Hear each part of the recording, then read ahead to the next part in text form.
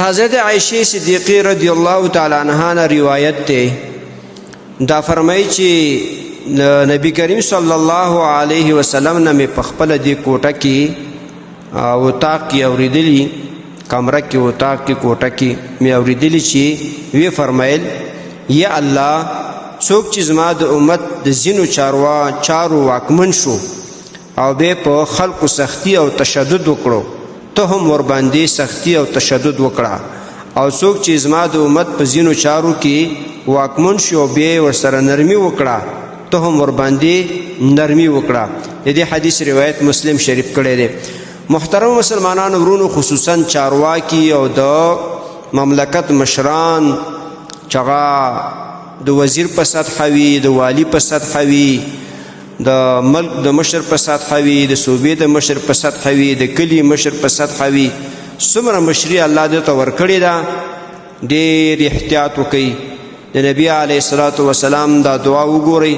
زمونږ ستاسو روحاني مور حضرت عائشہ رضی الله تعالی عنها فرمای چې نبی علیه الصلاة والسلام لاسونه پورته کړ، دعا یې وکړه او خیره یې وکړه چې کم کسان زما د امت په بعض خلکو باندې مشران شي او بیا په خپل رعیت باندې زما په امتیانو باندې سختی کوي، تشدد وسره کوي، نو نبی علیه السلام دعا کوي چې الله تم وسره سختی وکړه. او څوک کم مشر چې خپل رعیت سره نرمي کوي، د خو اخلاقو نه کار اخلي، نو نبی علیه السلام وایي چې الله تم سره نرمي وکړه. نو ای مشرانو، که هغه په هره سطحه مشران یاستئ، د نبی علیه الصلاة والسلام د دې خیرانه ځان بچ کړئ او دغه دعا کې ځان راولئ. هغه دعا دا ده چې تاسو خپل رعیت سره نرمي وکړئ، ظلم زیاتې دنه ونه شي. خدای مکه د نبی علیه السلام په دې خیرا کې را نشئ چې نبی علیه السلام خیرا کې چې الله کم مشر په خپلو ما تحت کسانو ظلم زیاتی کی، تشدد کوي، یا الله تم ورسره تشدد وکړي، تم ورسره سختی وکړي.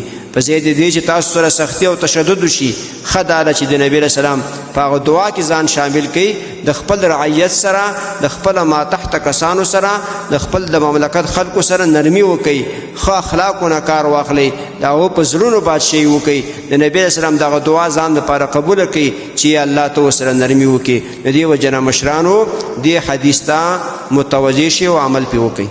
محترمو مسلمانانو ورونو، تاسو ته چې کوم روزانه د حدیث دا مفهوم راځي، نو د مهربانۍ او د ثواب له مخې نورو مسلمانانو ته لیږدوئ او شیر کوئ.